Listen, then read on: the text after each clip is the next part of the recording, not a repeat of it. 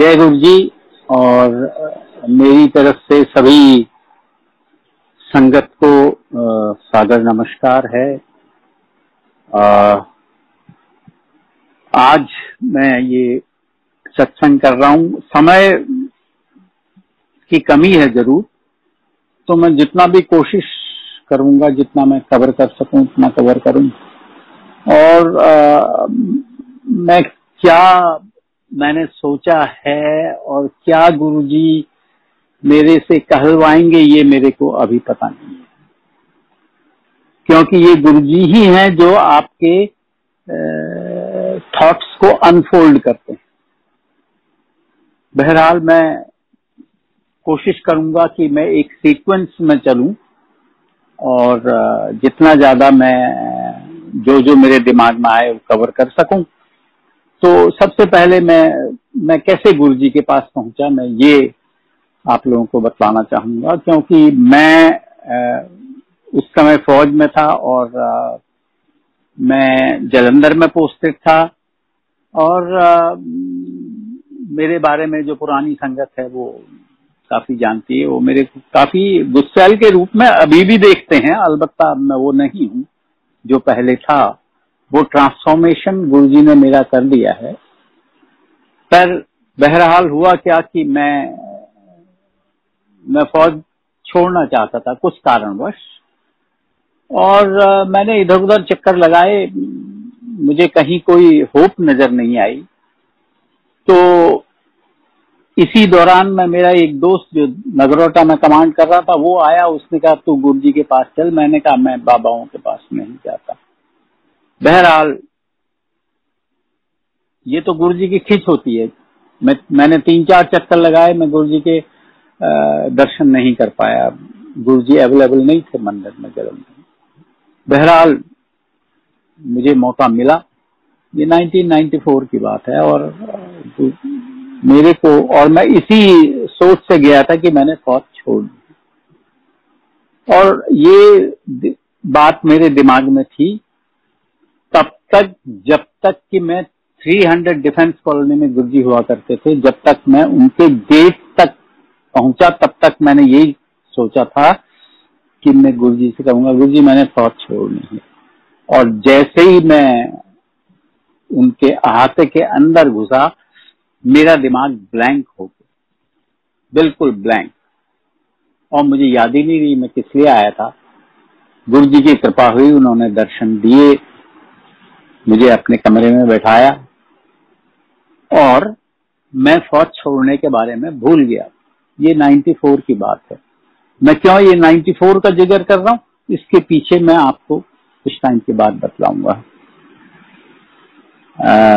बहरहाल ये सब हो गया। अब गुरुजी के वहां हफ्ते में 1 बार, धीरे धीरे हफ्ते में 2 बार, फिर हफ्ते में 3 बार, फिर हफ्ते में रोज, क्योंकि ये खिंच बढ़ती ही चली गई गुरुजी के पास जाने। तो अब क्या होता था कि जब गुरुजी के वहां जाते थे तो लंगर करते थे वहीं। अब एक दिन दिमाग में बात आई कि रोज गुरुजी के वहां खाना खाते हैं। तो जब ये खाना खाने का विचार दिमाग में आया तो सोचा कि आज घर से खाना खा के जाएंगे। तो रात के 9:30-10 बजे निकले, ताकि वहां जो है लंगर खत्म हो चुका होगा, यानी कि खाना खत्म हो चुका होगा। तो जब वहां पहुंचे हम, तो गुरुजी ने एक थाली में काफी सारी प्रसादे रखे हुए और लंगर। गुरुजी ने कहा अंकल आओ लंगर छको। तो गुरुजी के तरीके होते थे, कैसे, मतलब महापुरुष का कम्युनिकेट करने का तरीका अलग होता है। तो मेरे समझ में आ गया कि खाना और लंगर में क्या फर्क है। ये बात मेरे जहन में चली गई। खाना खाया जाता है और लंगर छका जाता है, क्योंकि गुरुजी ने कहा था अंकल लंगर छको। तो जिसको मैं खाना समझ रहा था वो लंगर प्रसाद था। उसके अलावा कुछ कहानी है फ्राइडे फास्ट के बारे में, स्टोरी है, वो मैं आपको नहीं बतलाऊंगा अभी, क्योंकि वो आंटी कहती है मैं बतलाऊंगी उसके बारे में। गुरुजी हमारे घर आए और गुरुजी ने खाना भी बनाया हमारे घर में। तो क्या होता था, जब मैं जालंधर में था तो गुरुजी हफ्ते में 2 बार हमारे घर में आ जाया करते थे, यानी कि संडे को और थर्सडे को। तो जब वो आते थे तो उनके साथ संगत भी आती थी। और एक बार ऐसा हुआ कि आंटी की तबीयत काफी खराब थी, पर गुरुजी ने कहा नहीं, मैं आ रहा हूं तुम्हारे घर में। तो हमको थोड़ा ये हुआ कि गुरुजी आ रहे हैं और ये बिस्तर में पड़ी हुई है, गुरुजी आएंगे तो साथ में कुछ संगत भी आएगी, तो लंगर कैसे बनेगा। बहरहाल लंगर का बंदोबस्त हो गया, ये तो सब गुरुजी की कृपा से हो गया। और गुरुजी जब आए तो आंटी की तबीयत इतनी ज्यादा खराब थी कि उसका फीवर डाउन नहीं हो रहा था, तो बेडरूम में लेटी हुई थी। तो जाड़ों के दिन थे और फायर प्लेस को काफी गर्म करके रखते थे हम जब गुरुजी आते थे। तो गुरुजी ने आंटी को बोला, आंटी चल उठ, कुछ नहीं हुआ तेनू। और जब आंटी बाहर आई तो वहां पे लेटी रही। बहरहाल सबने लंगर किया और उसके बाद गुरुजी ने कहा चलते हैं, आज की पिक्चर खत्म। और जब बाहर निकले तो जब गुरुजी के चरण छुए तो गुरुजी के चरण जल रहे थे, ऐसा लग रहा था कि इतना ज्यादा फीवर हो रहा है। बहरहाल गुरुजी कार में बैठे चले गए और अंदर आए तो जो आंटी का टेम्परेचर था वो नॉर्मल था। तो गुरुजी का तरीका होता था अपनी संगत को के कष्ट को दूर करना और उसको अपने ऊपर ले लेना, यानी कि जो जहर संगत के ऊपर है उसको अपने ऊपर ले लेना। तो यहाँ पे मुझे एक वो याद आता है कि जब समुद्र मंथन हुआ था तो काफी चीजें निकली थी उसमें, रत्न निकले थे, अमृत निकला था, जहर निकला था। तो जहर लेने के लिए कोई तो तैयार था नहीं, तो गुरु शिवजी ने वो जहर अपने हलाहल को पी लिया था और हलाहल को पी के उन्होंने अपने कंठ में रोक लिया था, इसलिए वो नीलकंठ कहलाए। तो गुरुजी का रोल यही था कि अपनी संगत का जो है वो कष्ट अपने ऊपर लेना और फिर अपनी तप की शक्ति से उसको दूर कर देना। तो ये वाकया याद आ गया मेरे को, तो मैंने आपको बतला दिया। उसके अलावा गुरुजी ने हम पे बड़ी कृपा की। गुरुजी ने मेरी, जो मैं यूनिट कमांड कर रहा था वहां भी गुरुजी आए, मेरे जवानों को, मेरे जेसीओस को, मेरे ऑफिसर्स को, सबको ब्लेस किया। तो क्या होता है, कस्टमरी होता है, जब आपकी यूनिट में कोई आए तो आप सीओ हो तो आपको एड्रेस करना होता है पहले। तो अब गुरुजी के बारे में कुछ कहना, और मैं नया ही जुड़ा हुआ था गुरुजी से उस टाइम पे, तो गुरुजी के बारे में कुछ कहना ये तो मतलब बड़ा मुश्किल था। पर देखो गुरुजी कैसे आपके दिमाग में बातें डालते हैं। जब मैं छोटा बच्चा था तो मैं शिव महिम स्तोत्र पढ़ा करता था, और वहां एक वो शिव का मंदिर था, गुफा महादेव बोलते हैं उसे, नैनीताल में। तो वहां मैं जाया करता था अपने फादर के साथ। तो वहां जो बाबा जी थे वो कहते थे तू शिव महिम स्तोत्र पढ़ के सुना मेरे को, तो मैं उनको शिव महिम स्तोत्र सुनाता था। तो शिव महिम स्तोत्र में एक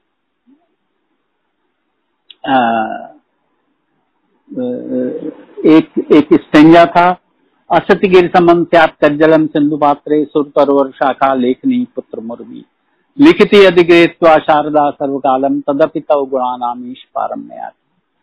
अभी सोचिए, जब मैं बच्चा था तब मैं ये पढ़ा करता था, उसके बाद मैं फौज में चला गया। फौज में मुझे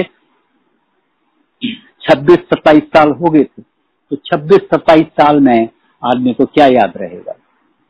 पर ये गुरु जी की प्रेरणा होती है कि मेरे को ये श्लोक याद आया और मैंने यही श्लोक इंट्रोडक्शन में बोला। इसका मीनिंग है असत्य गिरि समम स्यात् कज्जलम सिंधु पात्रे, यानी कि ये जो कृष्ण पर्वत है या सुमेरु पर्वत है, उसका पाउडर बना दिया जाए और समुद्र में घोल दिया जाए, सुरतरवर शाखा जितने भी पेड़ पौधे हैं उनकी जो है कलमें बना दी जाएं या कल्प वृक्ष की कलम बना दी जाए, और सरस्वती लिखती रहे, पूरा ब्रह्मांड कागज के रूप में हो, तो शाही खत्म हो जाएगी, कलमें खत्म हो जाएंगी, पर हे गुरु तेरे गुणों का वर्णन खत्म नहीं हो सकता। तो ये मैंने स्टेंजा सुना दिया। और उसके बाद क्या हुआ, जब भी गुरुजी मुझसे सत्संग करने को बोलते थे, कहते थे वो श्लोक सुना दे, तो वो बाद में एक बार फिर सुनाऊंगा इसको। अब क्या हुआ कि गुरुजी जो है उसके बाद कुछ टाइम के लिए यहाँ पर आ गए जीके में। तो मैं जालंधर से सुबह 3 बजे चला हूं दिल्ली पहुंचने के लिए, और मेरे पास एक फिएट थी उस टाइम पर, उसका नाम गुरुजी ने घेंघे रखा हुआ था। तो वो फिएट लेके मैं आ रहा था और मेरा इरादा ये था कि 7-8 घंटे की ड्राइव है, मैं 11 बजे तक दिल्ली पहुंच जाऊंगा। पर हुआ क्या कि जब मैं चल पड़ा वहां से जालंधर से, तो मेरी आदत थी कि गाड़ी में कोई भी गेज जो है, जो भी इंस्ट्रूमेंट लगे हुए हैं वो ठीक तरह से काम करने चाहिए, और मेरा चार्जिंग करंट बहुत ज्यादा आ रहा था। तो मैंने इसको चेक कराने के लिए पहले लुधियाना में गाड़ी रोकी, वहां चेक कराया, उसने कहा कोई प्रॉब्लम नहीं है, ठीक हो जाएगा। एक थोड़ा उसने स्क्रू टाइट किए, उसके बाद आगे चला, करनाल पहुंचे, हालत वही, चार्जिंग करंट बहुत ज्यादा हो रही थी। करनाल से पानीपत पहुंचे, पानीपत में मैंने कहा कि यार फिर चेक करो, फिर वही हालत। तो मैंने कहा इसका जो अल्टरनेटर डायनेमो सब चेंज कर लो, बदली करवा दिया मैंने कहा यार इसके बाद अगर आगे प्रॉब्लम आएगी तो क्या करूंगा। तो 20 किलोमीटर पानीपत से आगे निकला तो फिर वही प्रॉब्लम। तो मैंने वो तार जो स्नैप करना था वो स्नैप कर दिया, और जब मैं उससे आगे निकला हूं तो सड़क में डेड बॉडीज पड़ी थी। बहरहाल हम उनको देखते हुए आगे निकल गए, मंदिर पहुंचे। जब मंदिर पहुंचे तो गुरुजी ने कहा आज तेरे सारे ग्रह कटते, और अपने ड्राइवर को बोला जोशी दी गड्डी लेके जा और चेक करा की खराबी है ਇਹਦੇ ਵਿੱਚ। तो सगन गुरुजी का ड्राइवर था, वो मेरी गाड़ी लेके गया जहां गुरुजी की गाड़ी जाती थी, और उसने चेक किया, उसने कहा यार कोई प्रॉब्लम ही नहीं है तुम्हारी गाड़ी में। तो कैसे गुरुजी आपको तकलीफ से, आपको कष्ट से निकालते हैं, ये इसकी एक एग्जाम्पल है। उसके बाद मैं और मेरा बेटा जालंधर, हमको आदेश हुआ कि हम जालंधर के मंदिर में ही रुकेंगे, तो हम जालंधर के मंदिर में रुके, जबकि आंटी को इंस्ट्रक्शन मिले कि वो सुधा आंटी के वहां रहेगी, यानी कि सुल्तानपुर में ना, जीके के मंदिर में, सॉरी, जीके के मंदिर में हम रहे, मैं और मेरा बेटा नितिन। तो और आंटी रही सुधा आंटी के वहां। तो हम रोज मंदिर की, गुरुजी के आने से पहले, गुरुजी तकरीबन 11 बजे पहुंचते थे जीके के मंदिर में, उससे पहले हम पूरी सफाई करते थे, बाथरूम की, किचन की और सब जगह की, पूरा धोते थे, बाहर का बरामदा, अंदर भी। तो एक दिन गुरुजी आए, गुरुजी ने कहा सफाई ठीक नहीं है, और गुरुजी सीधे अपने कमरे में चले गए। हाँ, हमारा दिमाग बड़ा वाकई, क्या चीज, कहाँ सफाई नहीं है। तो दोबारा सारा कुछ चेक किया और मिला क्या कि जो डस्टबिन था वो हमने खाली नहीं किया था। तो इसका सारांश ये निकला कि गुरुजी से कोई चीज छुपी नहीं है, कुछ भी छुपा लो, कितना ही ड्रामा कर लो, पर हकीकत तो उनको पता ही है। और इसी तरह गुरुजी को सफाई का इतना वो था कि जालंधर में भी किचन का रोज इंस्पेक्शन होता था संगत के जाने के बाद। अब हफ्ते भर यहाँ रह के हमको वापस जाना था जालंधर। तो एक ड्राइवर था सुरेश, वो एक कोचर साहब थे, उनका ड्राइवर था। तो कोचर साहब भी आए हुए थे जालंधर से, तो गुरुजी उसके सरेस बुलाया करते थे सुरेश को। तो गुरुजी का हुक्म था कि मगरे जाएंगे।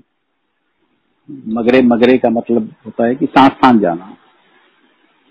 तो उस दिन क्या हुआ था कि हमारा प्लान था कि हम 12 बजे निकल जाएंगे, पर गुरुजी ने 3 बजे तक हमको इजाजत नहीं दी जाने की, और 3 बजे के बाद हमको इजाजत मिली जाने की। बहरहाल सुरेश जो एक काफी अच्छा ड्राइवर था, और उसकी गाड़ी भी बड़ी अच्छी थी, उसकी मारुति 1000 थी और मेरी तो फिएट थी। तो वो साथ नहीं चल पाया, क्योंकि उसको शायद अच्छा नहीं लगा कि मैं जरा उतनी स्पीड में नहीं जा पा रहा था। तो वो ओवरटेक करके आगे निकल गया। बहरहाल हम जाते रहे और हम 9 बजे जालंधर पहुंच गए, और सुरेश जी जो ने मुझे ओवरटेक किया था वो तकरीबन 12 बजे रात को वहां पहुंचे। अब ये सब गुरुजी की माया थी, क्योंकि अगर गुरुजी के कोई इंस्ट्रक्शन है, साथ जाना है, क्योंकि अक्सर गुरुजी के साथ बाहर जाया करते थे तो काफी सारी गाड़ियां जाती थी गुरुजी के साथ, पूरा काफिला हुआ करता था। और उसमें ये जरूरी नहीं था कि जो एक पर्टिकुलर अपनी गाड़ी में आया है वो अपनी ही गाड़ी में जाएगा ना, गुरुजी जिसके साथ बोलते थे उसके साथ ही जाना होता था। क्योंकि गुरुजी के वहां जाने में गुरुजी एक मार्चिंग ऑर्डर देते थे। मार्चिंग ऑर्डर का मतलब होता है कि कौन किसके पीछे जाएगा। सबसे आगे गुरुजी की गाड़ी हुआ करती थी, और कभी कोई उसको फ्लाउट भी करता था, वो मार्चिंग ऑर्डर में नहीं जाता था, तो उसको उसका रिजल्ट बतला देते थे। इसकी एग्जाम्पल मैं आपको बाद में बतलाऊंगा। उसके बाद हम एक बार मटकन साहब के घर में भी गए थे, और वो मटकन साहब के घर में जाने की जो सीक्वेंस थी उसके बारे में आंटी बतलाएगी आपको। और जब हम लौट रहे थे वहां से वो मैं बतलाऊंगा। तो लुधियाना में ग्रेवाल अंकल का ससुराल था, और डॉक्टर साहब का घर था वहां पे। तो डॉक्टर साहब के घर में सुबह तकरीबन 5 बजे होंगे या 4:30 बजे थे, तो वहां पहुंचे। गुरुजी लेके गए, हम गुरुजी के साथ जा रहे थे। तो वहां पे गुरुजी ने कहा, आंटी पराठी बनाओ, अचार देना सारा नु खिलाओ। तो आंटी ने पराठी, और वो पराठी और अचार का स्वाद मैं जिंदगी नहीं भूल सकता। और वो आंटी जो थी वो बहुत ही डेडिकेटेड, और शी वॉज ग्रेट लेडी। और गुरुजी की बहुत महान कृपा थी उनके ऊपर। तो सुबह पराठी अचार खाई। अब मेरे को मैंने कोई छुट्टी तो ली भी नहीं थी, रात भर मैं गायब था स्टेशन से। तो सुबह मुझे 7 बजे एक रिपोर्ट देनी होती थी एग्जैक्टली एट 7 o'clock। और उससे पहले मुझे रिपोर्ट लेनी भी होती थी, क्योंकि वो कंपाइल करके फिर मैं अपने बॉस को वो रिपोर्ट दिया करता था। और उसका टाइमिंग बड़ा बहुत इम्पोर्टेंट था। वो 7 बजे का मतलब 7 बजे। अब 6 बज गए, 6:15 बज गए, गुरुजी इजाजत दी मैंने। 6:15 बजे के बाद जब परौंठी खाली, चाय पीली, गुरुजी ने कहा हूं जा। और लुधियाना से जालंधर तकरीबन रफली 60 किलोमीटर है, और वो डिस्टेंस मैंने आधे घंटे से कम में कवर कर दी। कैसे कवर की, गुरुजी ही जाने। और ठीक 7 बजे रिपोर्ट लेके, रिपोर्ट कंपाइल करके ठीक 7 बजे मैंने कम्युनिकेशन रिपोर्ट दे दी। इसके बीच में भी काफी चीजें जो गुरुजी के वहां हुई थी, वो जो गुरुजी ने कृपा की थी। अब वो तो पूरी लाइफ साइकिल ही हमारी गुरुजी से कंट्रोल्ड है। मैं ज्यादा उसके बारे में नहीं बताना चाहूंगा, क्योंकि समय की भी एक सीमा है। पर कुछ इम्पोर्टेंट चीजें मैं जरूर कहना चाहूंगा। जब मेरी पोस्टिंग हुई जालंधर से, तो देखिए गुरुजी कितना ख्याल रखता है अपनी संगत का। जिस दिन मेरी पोस्टिंग, जिस दिन मैंने हैंड ओवर किया चार्ज, तो हैंड ओवर करते करते और बाकी फॉर्मेलिटीज पूरे करते करते तकरीबन 2:30-3 बज गया था। और 2:30-3 बजे मैंने अपनी गाड़ी लोड करके रखी हुई थी। 2:30-3 बजे मैं गाड़ी लेके सीधे गुरुजी के मंदिर में पहुंचा। तो जब मैं तकरीबन 3-3:30 बजे गुरुजी के मंदिर में पहुंचा, तो गुरुजी ने वहां सेवादारों को बोला था, जोशी कुछ खा के नहीं आएगा, जोशी के लिए लंगर रख देना। और जब हम मंदिर में पहुंचे तब हमने लंगर किया। उस दिन जब हम वहां गए थे, तो गुरुजी के वहां पहुंचे, तो हमें दिल्ली भी आना था। तो तकरीबन 3:30 बजे वहां पहुंच के तकरीबन 4-4:30 बजे मैंने गुरुजी से इजाजत ली। गुरुजी मैं जरा मार्केट होके आता हूँ, क्योंकि फिर जाना है। गुरुजी ने कहा चक्कर गेड़ा मार के आ जा। मार्केट से आए, वापस आए, और उस दिन मैंने गुरुजी के चरण भी अपने हाथ से नहीं छुए थे। रात के 10 बजे गुरुजी ने बोला, गुड़ का टुकड़ा दिया और बोला एल मूवमेंट ऑर्डर और हुण जा। राती गोविंदगढ़ रुकी ते सवेरे जाई दिल्ली। गोविंदगढ़ में अपने ग्रेवाल अंकल रहते थे, तो गोविंदगढ़ पहुंचे, ग्रेवाल अंकल के घर में रात को वहीं रेस्ट किया। सुबह नहाया धोया ते दूध ते पराठे छके, और उसके बाद ग्रेवाल अंकल चले चंडीगढ़ को और मैं चला दिल्ली को। तो जालंधर से जब गोविंदगढ़ से जब निकले, तो गिल साहब तो गए ना, ग्रेवाल साहब तो गए चंडीगढ़ को, उन्हें चंडीगढ़ जाना था, और मैं दिल्ली को आया। तो उसी दौरान में मेरे ब्रदर इन लॉ की डेथ हो गई थी, मेरी बड़ी सिस्टर जो है उसके हस्बैंड की। तो मेरी वाइफ तो नोएडा चली गई, वो नोएडा में रहते थे, और मैं अपनी यूनिट में चला गया। अब जब हमारे वहां 12वां होता है, तो 12वें के लिए वो हरिद्वार में होना था। तो उस 12वें के लिए मैं 12वें दिन, मेरी वाइफ तो पहले चली गई थी उनके साथ, मैं 12वें दिन वहां पहुंचा हरिद्वार, और हरिद्वार से हम फिर जालंधर आए। और जालंधर 2-3 दिन रुक के, उसमें भी मैं गुरुजी के मंदिर में रहा, गुरुजी के पास, और आंटी कोचर साहब के वहां से 2-3 दिन वहां ठहरने के बाद हम फिर वापस दिल्ली आए। और दिल्ली में पालम में हमारा स्टे था, वहां मेस था ऑफिसर्स में।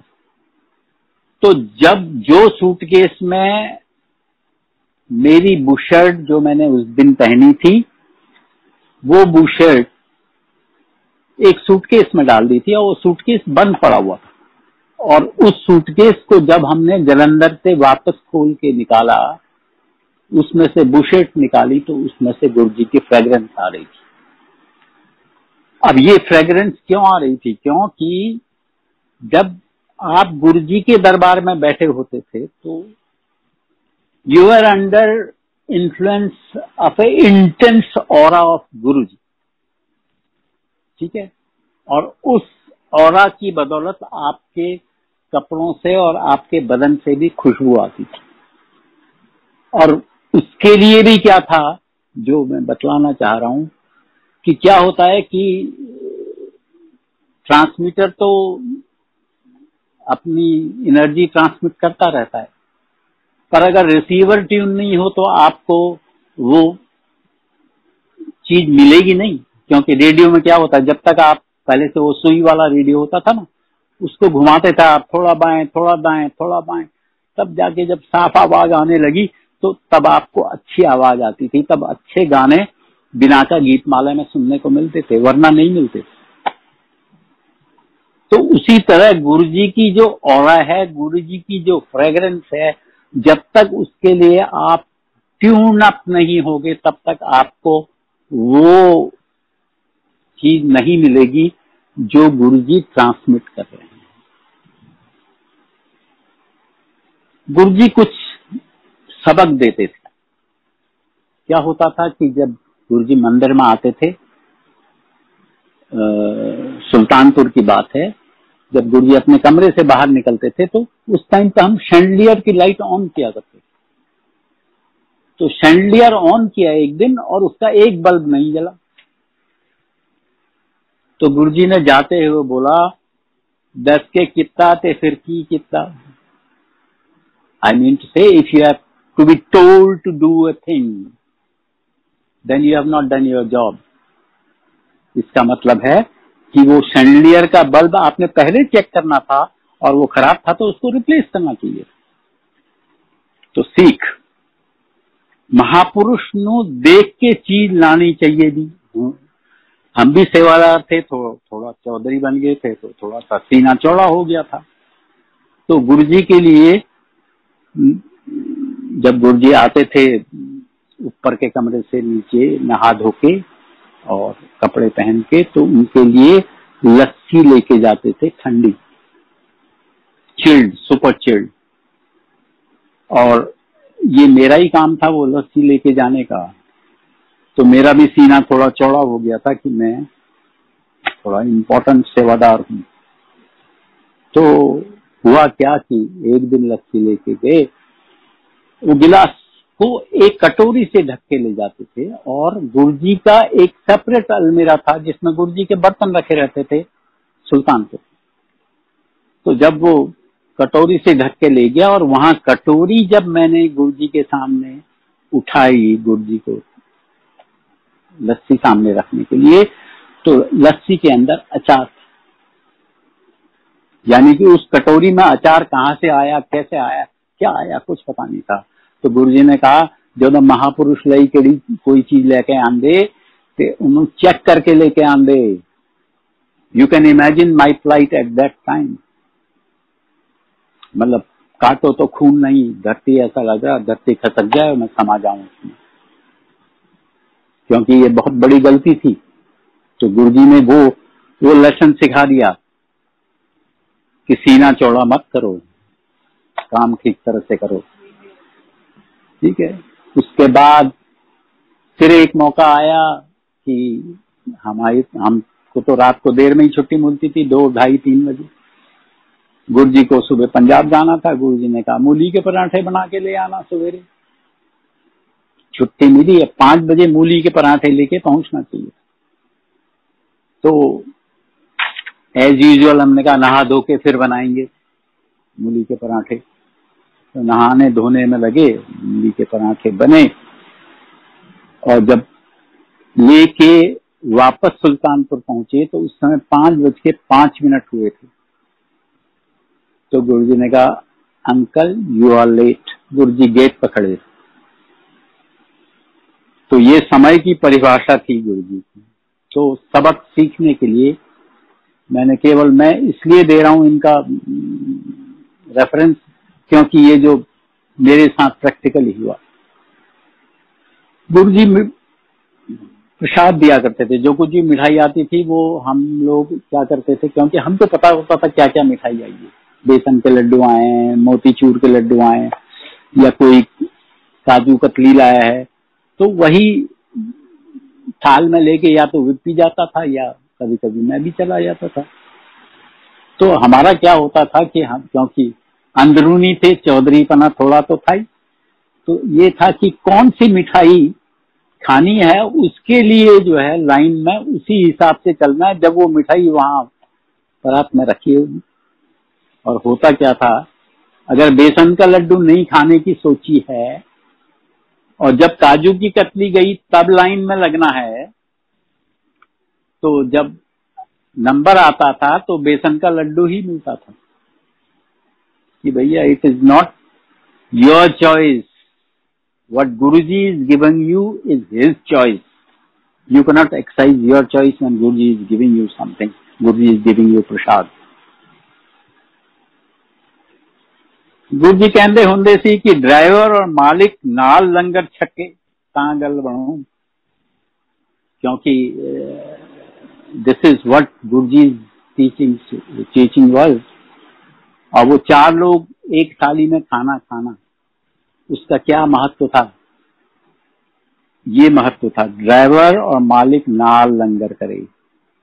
और उसमें शब्द भी है, एक दृष्टि कर समसर जानी, यानी कि सारे संसार को एक ही दृष्टि से देखना है, गरीब हो अमीर हो सोशल स्टेटस कुछ भी हो, that is where the concept of social equality was there. ये गुरुजी की सीख हुआ करती थी। अलग अलग भ्रांतियां आ जाती हैं, उसमें है ये करो वो करो वो करो, पर गुरुजी कहते होंगे सी हर बंदे लई वखरा इंजेक्शन होता है, एक कोई इंजेक्शन हर बंदे नूं नहीं लगा सकते। तो अगर कोई चीज मुझे बोली गई है तो मेरे लिए लागू है, और कोई चीज दूसरे के लिए बोली गई है तो उसके लिए लागू है। तो ये गुरुजी के कुछ मैंने मेरे दिमाग में थे तो मैंने सोचा इसके बारे में बता दूं। एक बिनी सिंह थी, जो बिनी सिंह का एपिसोड मैं बतलाना चाहूंगा कि बड़े मंदिर में गुरुजी ने कहा बिनी सिंह ने बुला के लेके आ जा। गुरुजी अंदर लंगर कर रही थी कमरे च। अब मेरे को ये पता नहीं बिनी सिंह है कौन, मैंने तो नाम ही पहले बार सुना था। और गुरुजी के वहां जाके उस समय हम बोलते भी नहीं थे गुरुजी के वहां, बिल्कुल गुरुजी के सामने। अब बिनी सिंह को कैसे लोकेट किया जाए, हॉल में चारों तरफ नजर घुमाई, कुछ समझ में नहीं आया, तो मैंने कहा बाहर भी देख लेते हैं। तो बाहर गया और एक लेडी के पास मैं गया, मैंने कहा आर यू बिनी सिंह? उसने कहा हाँ। मैंने कहा गुरुजी इज कॉलिंग यू इनसाइड। तो मैं इस एग्जाम्पल को क्यों दे रहा हूँ, इस एपिसोड के बारे में क्यों बतला रहा हूँ, this is how Guruji controlled you, your mind in taking you to the destination. Now I will tell about destination later on. Light of divinity की कुछ बातें हैं जो मैं आपको बाद में पढ़ के सुनाऊंगा, चाहो या अभी बतानी है। तो मुझे कितना समय और है Kunal? Uncle you can take your time please. Okay then I will read it later. Sure uncle. तो गुरुजी के साथ बड़ी आनंद की बातें होती है, आपने कभी सोचा होगा, सुना भी होगा शायद। गुरुजी के वहां दूध मिलता था जलंधर में पीने को रात को, जो जिसमें कि कोक या फंटा बीट होके आता था। आज कोक वाला दूध बना दे वर्मा, आज फेंटा डाल के दूध बना दे, तो वर्मा अंकल वो दूध बना के संगत को देते थे। उस समय 3-4 लोग हम हुआ करते थे गुरुजी के दरबार में। बाहर जो बरामदा है गुरुजी के मंदिर में, वहां पे गुरुजी लेटे हुए होते। So this is how the things used to happen. अब जब मैं मार्चिंग ऑर्डर की मैंने पहले बात की थी आपसे, तो उसमें क्या हुआ कि एक बार हम निर्मला आंटी जो जलंधर में हैं, उनके घर से लौट रहे थे। तो मैंने जैसे बतलाया गुरुजी का काफिला चलता था, उसमें ऑर्डर ऑफ मार्च होता था और गुरुजी कहते नाले मगरे मगरे लाओ गड्डी। तो एक ब्रिगेडियर साहब थे, उनको ये ध्यान था कि मेरे को जालंधर के बारे में और जालंधर की सड़कों के बारे में बहुत कुछ पता है। तो वो अपने वो लाइन से तोड़ के वो चाहते थे कि मैं मंदिर पहले पहुंच जाऊं और गुरुजी को रिसीव करूं। पर गुरु की माया तो गुरु ही जाने। गुरुजी पहुंच गए, वहां बैठ गए अंदर और चाय प्रसाद सर्व होने लगा मंदिर के अंदर। तो थोड़ी देर के बाद ब्रिगेडियर साहब पहुंचे। तो गुरुजी का रिमार्क क्या था उस समय, ब्रिगेडियर साहब ऐस करके ही तो जनरल नहीं बने ना। और इसको आप सोच सकते हैं इसके पीछे कितनी मीनिंग है। यानी कि जो गुरुजी ने हुक्म दिया है उसको फॉलो करो, बस दैट्स अबाउट ऑल। और उसके अलावा जो आपको जिस चीज का ज्ञान देना है वो गुरुजी अपने आप देते थे। इसकी एक छोटी सी एग्जांपल मैं आपको दूंगा।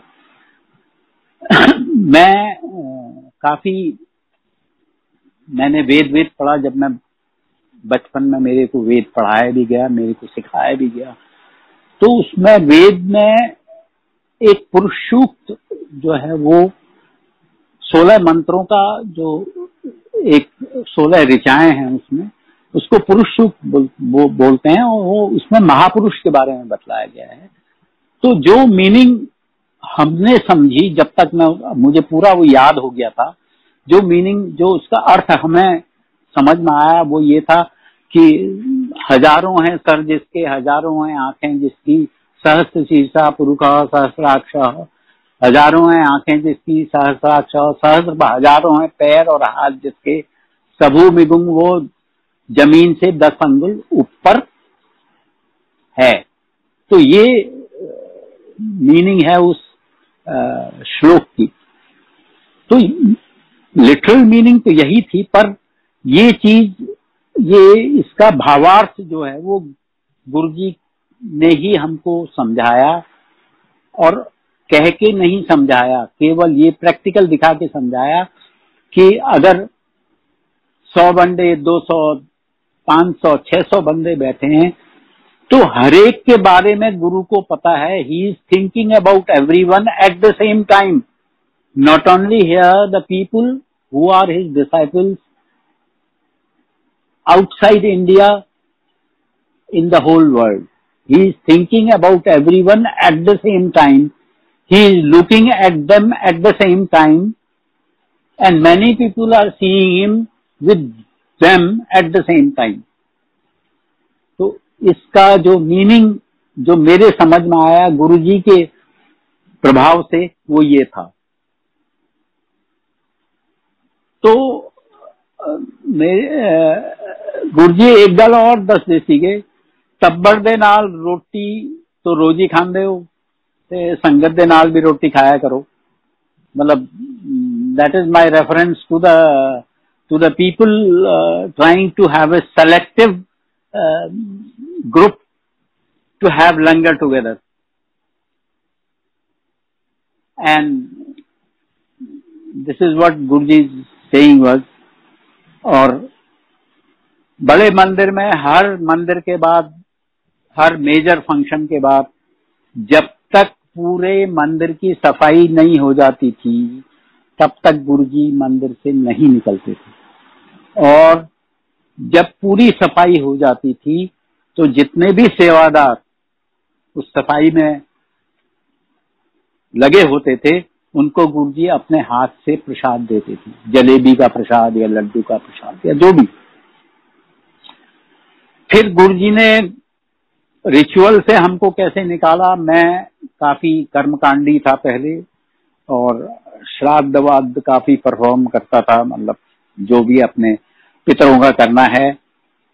तो जब और मैं हमेशा गुरुजी से इस चीज के बारे में पूछ भी लेता था, गुरुजी मैं आज माताजी का श्राद्ध करना है या पिताजी का श्राद्ध करना है, तो गुरुजी हाँ कहते थे।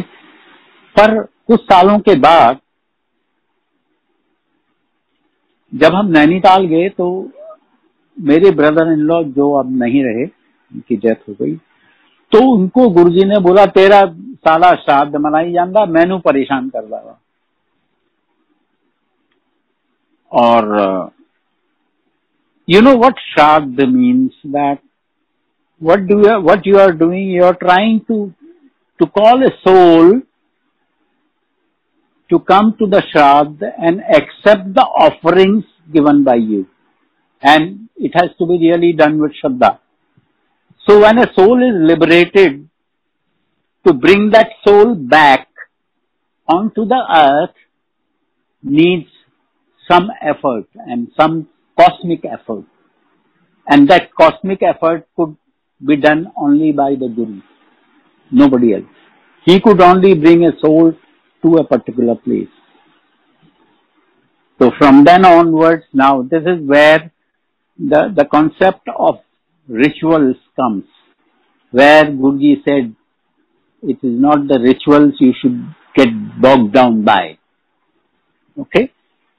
Now this is how I was taken out of it, और उसके बाद मैंने कभी भी श्राद्ध किया नहीं, until unless mandatory for social reasons.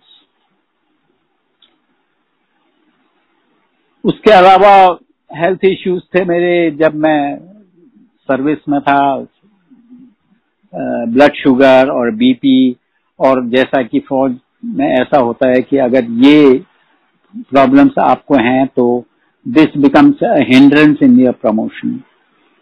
पर गुरुजी ने मेरे को बोला कि तू चिंता ना कर, तेरा एसीआर, तेरे मेडिकल हो जू। और श्योर एनफ जब गुरुजी ने कहा ये, तो मेरा ब्लड प्रेशर भी नॉर्मल निकला और शुगर भी नॉर्मल निकली, जिसका उपाय गुरुजी ने बताया था। अगर मैं उसके डिटेल में जाऊंगा तो काफी टाइम लगेगा, इसलिए मैं नहीं बता रहा हूँ। पर गुरुजी ने कह दिया तो तेन प्रॉब्लम नहीं है, तू चिंता ना कर, तेरा मेडिकल हो गया मेडिकल। उसके अलावा लखनऊ में मेरे को काफी, मेरे किडनी रीजन में काफी पेन हुआ था, तो मैंने ब्रिगेडियर सैनी है उनको बताया कि मुझे बहुत पेन हो रहा। उन्होंने गुरुजी से बात की, गुरुजी ने कहा उन्होंने 2 कॉम्बी फ्लेम खा लेता सो जा। और पेन मेरे को बहुत सीवियर था, तो मैंने 2 कॉम्बी फ्लेम खाई, नींद आ गई मेरे को। और यहाँ आके टेस्ट कराया RNR में, तो अल्ट्रासाउंड वगैरह हुआ किडनी का, और उसमें केवल मार्क दिखे of the stones, but there was no stone per se, there was nothing, so it became normal. This is how Guruji used to address your health issues. मेरे को एंट्री की बैन हो गई थी तकरीबन 4 महीने तक। 4 महीने तक मुझे मंदिर में अलाउड नहीं था। अभी आप सोच सकते हो मैं किस हालत से गुजरा हूँगा वो 4 महीने, जबकि मैं रोज गुरुजी के दरबार में मुझे रोज आना जरूरी था, और एक दिन में नहीं जा पाया, और गुरुजी ने कहा रहने दे, छठ पर। बहरहाल 4 महीने के बाद जब मैं जलंधर से आ रहा था, तो शताब्दी से आ रहे थे, गुरुजी के साथ आ रहा था, तो गुरुजी ने वो उस दिन क्या किया, मेरे को अपने पैरों के पास बिठा लिया और अपना पैर मेरे पैरों के ऊपर रख दिया, और मामी साथ में बैठी थी, बड़ी मामी। उन्होंने कहा जोशी चाय पी ले, पानी ले। मैं क्या छड्डो भरिया हूं, ऐसे वेले नहीं। बहरहाल I kept on sitting like that for till we reached Delhi, and then Guruji said on that day, आ जाई फिर कल शामी, आ जाई हुण घर जा। और गुरुजी का क्या होता था, Guruji transformed you, your behaviour, your conduct, your habits and everything without saying anything.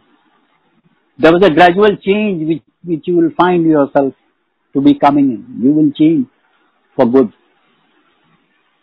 और गुरु का क्या होता है, it's a elevation in gradual stage.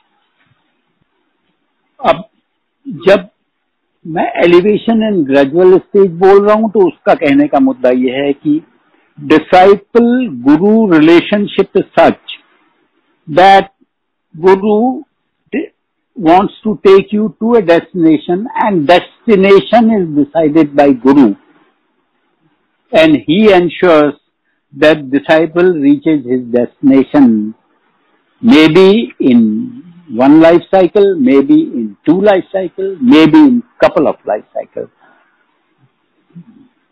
Now that is where the linkage between Guru and Chela is.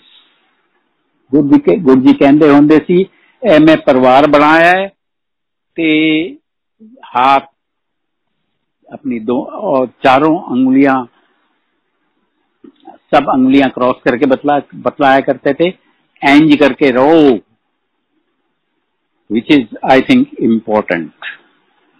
Now please bear with me, which I feel important, because light of divinity जो लिखी गई थी, इसके बारे में जित्तू ने भी बतलाया होगा कि गुरुजी किसी को तो बोलते थे कि लिख के ले आई, किसी को बोला कैसेट में रिकॉर्ड करके ले आई, किसी के लिए बोला गुरुजी ने जित्तू तू जा,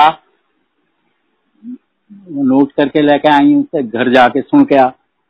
और ये होता था कि रात को कई बार 2-2:30 बजे गुरुजी ने वो रिटर्न स्क्रिप्ट या सीडी या पकड़ानी और कहना पहले जित्तू नू दई फिर अपने घर जाए। Now the light of divinity book जो थी ये तैयार हो गई थी, पर गुरुजी ने इसको रिलीज करने के लिए परमिशन नहीं दी। पर कुछ चीजें ऐसी हैं जो लाइट ऑफ डिविनिटी में मेरे को बहुत अच्छी लगी, तो मैं उनको पढ़ के सुना देता हूं आपको। There are no words to describe or evoke a Mahapurush like Guruji, for words cannot capture the infinite. Like signposts, they can only indicate the way and help the traveler along. They are merely, with the blessings of Guruji, catalysts. They are not him, and therefore they should be taken as tools and discarded once they have been made use of. It is now said that he attained Mahasamadhi on 31st May 2007, and we believe it because we had begun to know him as a body and a personality. We had become attached to him. His body was gone. He drew the curtains on the role he chose to play, for he was an avatar, a descent of divinity into flesh. He was Shiva and love incarnate. His Maya was so powerful, and its beguiling behest, we saw him as a body and as a person, yet it was never so. He was an is Ekonkar. Our Guruji is a mirror put before our eyes so that we can recognize ourselves. I would not like to elaborate on it because it is elaborated in couple of Shabads which are there. The Guru's call is to divine in you. His words or Shabad is his hukam or fiat, is like the pebble that hits the lake. The entire lake shivers with the form of its energy, and know that this energy is contagious. It is inescapable. Meeting the Guru or having his darshan is not like going for a social visit. It is like going to war knowing you are going to lose. It is like watching a fire burn the house of your ego down. For the Sadguru robs man of his defenses. You cannot win over a Sadguru with words. You cannot put up an appearance before him. He knows the truth of your being. Accept that, hide nothing, don't play games with him. Trust. This is first prerequisite.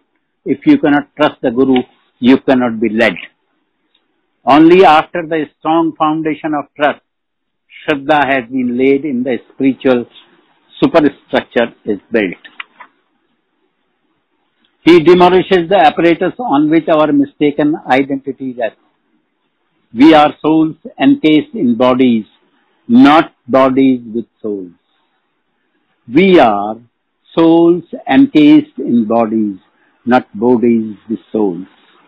Guru's grace is never more evident when life comes up with a challenge or a test.